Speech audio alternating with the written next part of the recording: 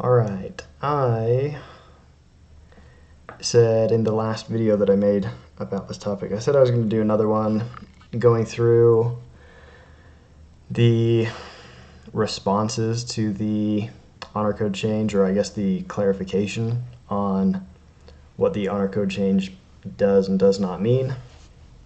And so I started scrolling through the comments because I didn't want to just start recording a video and just have a whole bunch of dead pauses while I skimmed through the Twitter responses to try to find something good to respond to.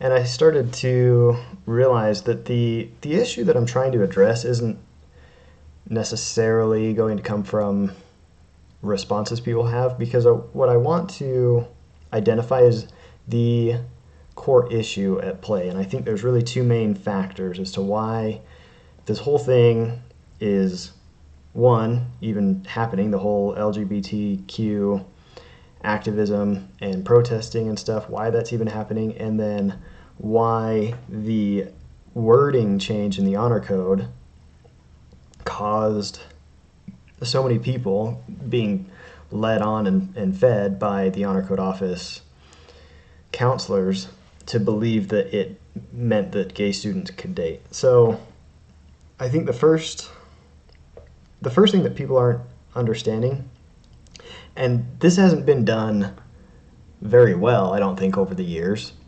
but the first thing that needs to be understood about this whole idea is that the honor code at BYU is, and I'll go back up and read the statement from Elder Johnson that was given on Wednesday, but the honor code is a principles-based system that is supposed to reflect the moral code of the church, the moral,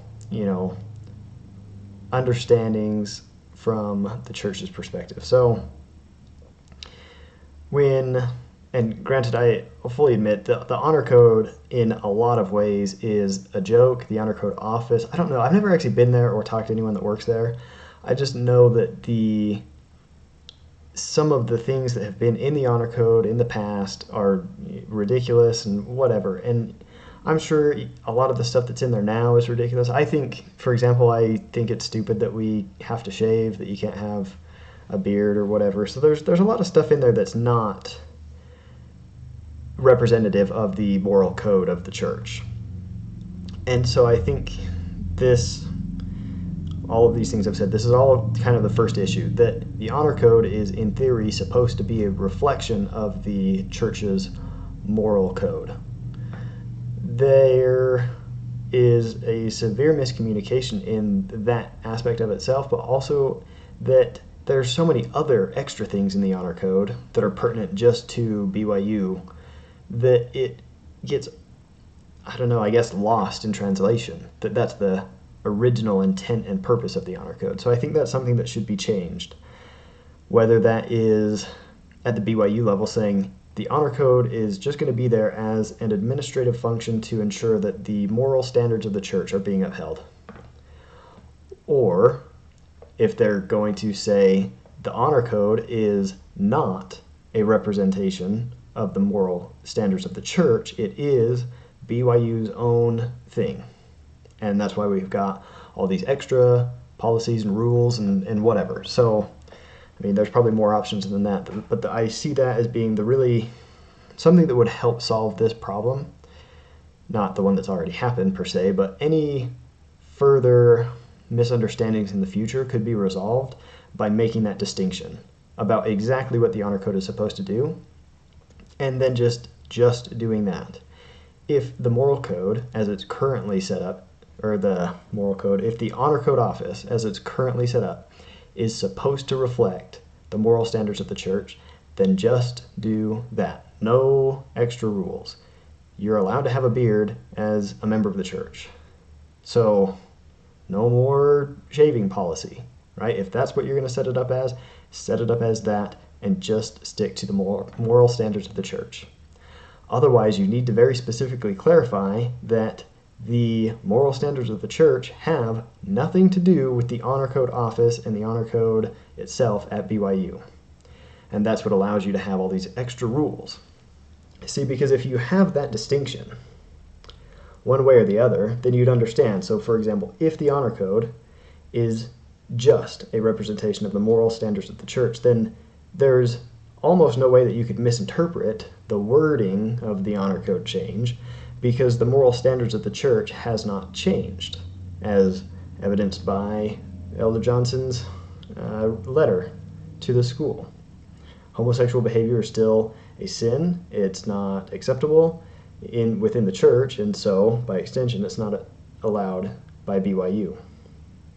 So I think that would be the first thing that should change going forward for the honor code. Clearly define what its purpose is in one of those two veins and stick to it. That way you can be assured that whatever the moral code of the church is, whatever the moral standards are that the church teaches, you know that is going to be expected at BYU. But when you have kind of both, it just gets too confusing and all these problems happen. So the second issue, I think it's broader, it's bigger, and it's going to be, I think, harder to implement or change or get in writing, I guess. As I was reading these comments in Twitter, I came upon this person here, Don Kearney, and I had this idea before, but I think this is good, a good starting point to introduce the second thing that I think should change or happen to prevent these issues from coming up again, these misunderstandings. So her comment is, it wasn't God's law that kept black people from being a part of the church, and I don't know what her understanding is of the priesthood ban, but they were, just to clarify, black people were allowed to be a part of the church. It's just that black men could not be ordained to the priesthood. They couldn't receive the priesthood, and they couldn't be ordained to priesthood offices during the priesthood ban. So, but they were allowed to be a part of the church. I guess you could say not fully part of the church, but so a minor point. She goes on, it isn't God's law that's keeping LGBTQ plus members from being themselves. God is perfect, men are not. The leaders of the church are very wrong, just like they were back then. So this is the second thing that I think needs to change within the church, or from the leadership of the church, and it's going to have to come from presumably the first presidency. That way there's no, well, just Elder so-and-so of the 12 said it, so it's not super official or whatever. If it comes from the first presidency and it's a written letter that all 15 of them endorse, and it just very clearly reaffirms the moral standards of the church regarding homosexual behavior. I think that would go a long way, again, in conjunction with the honor code itself being, defined clearly as a reflection of those moral standards from the church or not. If the church were to just come out and say, these are the doctrines of the church or the doctrines of God regarding homosexuality, because this is indicative. A lot of people, and I think this is why there's so many protests and activism. There's so much activism about this issue that people, I think, a lot of people have this perception that the current stance on LGBTQ issues and homosexual behavior and all that it's not doctrinally based. It's not a permanent feature of the religion of the gospel of Christ, that it's merely a man-made policy, and the church is just way, way slow at getting around to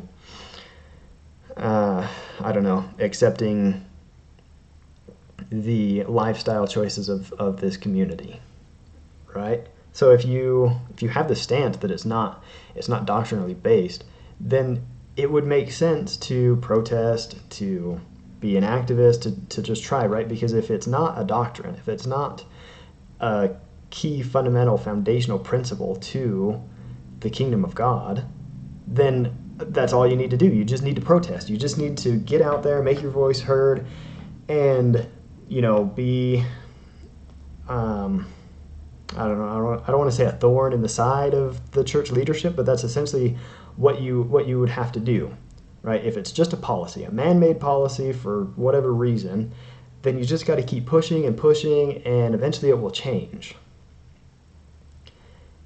The problem is that it's not. That's not the case, right? It's not, as this person is under the impression of, it's not a man-made policy. And the problem, and I'm saying that as if I have any authority to say that. That's what I want. That's the second thing that I think should happen to help clarify all these issues.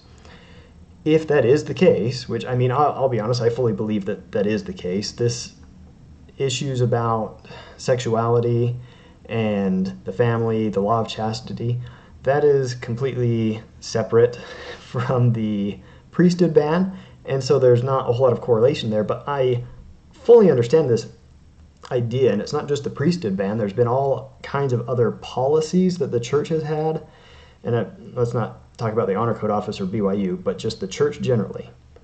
There have been several policies that the church has implemented and then gotten rid of after a certain amount of time, or whatever. So because there's this difference of policy and doctrine, and it's, I guess, too vague to understand what is doctrine and what is policy, there needs to be a very clear, concise, definitive statement on the doctrine of homosexual behavior. If the church, if the First Presidency and the Quorum of the 12 all make, basically what I want is the family a proclamation to the world, but made specific for this one issue that's just, it's written by the First Presidency and it's signed by all 12 Quorum of the Apostles, all 12 apostles, and it is put out as, this is the doctrine on homosexual behavior. It's never going to change, so it doesn't matter how much you protest, it doesn't matter how much activism you do, it will never change. Does that mean that things are going to get drastically better between the church and the LGBTQ community? Well, no, because that's basically taking all their hopes and dreams and saying it will never happen. But if that is the doctrinal point, the doctrinal foundation of the church on this issue, then it needs to be very clearly said up front. We're not changing. It doesn't matter how much you protest. It doesn't matter how mad you get. It doesn't matter what BYU does. It doesn't matter what the Honor Code does or says. The moral standards of the church are set in stone on this issue. It's not changing. It's not the priesthood ban. It's not anything like that. It is whatever, the law of chastity, and this is how it's defined, and it is doctrine, and it's not changing. So, to review, those, I think, are the two things that really need to happen. BYU and the Honor Code need to figure out what exactly the Honor Code is. Is it going to reflect the moral standards of the church as it's currently set up to do? And I really don't think that it's going to work if they try to say, yes, that is what the Honor Code does, but it has all these extra things in it, like shaving or whatever, or not wearing shorts or something that used to be in there. Right? If you got all that extra stuff in there, then it's not going to make sense to say it's a reflection of the moral standards on the church, because, well, it's not. Otherwise, you wouldn't have those other things in there. So, clearly define the purpose of the Honor Code, and then either stick to that one thing or, stick to whatever you pick as your definition. What is the Honor Code's purpose? So fix that, and then the First Presidency has to make a statement on this, right? Because if they don't, now granted, from my perspective, I think they've said enough that it is the position on homosexual behavior being a sin, I believe to be a doctrine. I don't think that's ever going to change. But that's something that needs to be said. You can't leave it out in this vague thing where it's like you got to read, so many different conference talks and you got to string it together. Just make a definitive statement. This is not changing. We're not going to change it. We still love you. We still want the best for you. We're just not going to accept this kind of behavior. So I think with those two changes, this will solve these issues. It's not going to solve the issue regarding the actual LGBTQ community and the church, because there's obviously going to be that difference of wanting to live that lifestyle and the church saying that's sinful or whatever. But as far as this giving students, at least in this case, false hope, saying, and even just members in general, giving them false hope, saying, yeah, maybe if you protest enough, the policy will change. But it's not a policy, and it's not going to change. So there needs to be a declarative statement on that. So that's the only wrap up I have. I said I was going to go back up and read this, but I don't remember what I was really going to point out. So if you agree, let me know. If you disagree, I think that these 2 points will help a lot. Might not solve all the problems. Well, I mean, what really can solve all the problems? So let me know what you think. Hopefully this is helpful, and I really do hope that there is some clarification beyond just this that is given to the church in general, but also to BYU students who are affected by this and are going through a lot of struggle because of the last 3 weeks. So yeah, hopefully you liked this video, and I'll see you in the next one.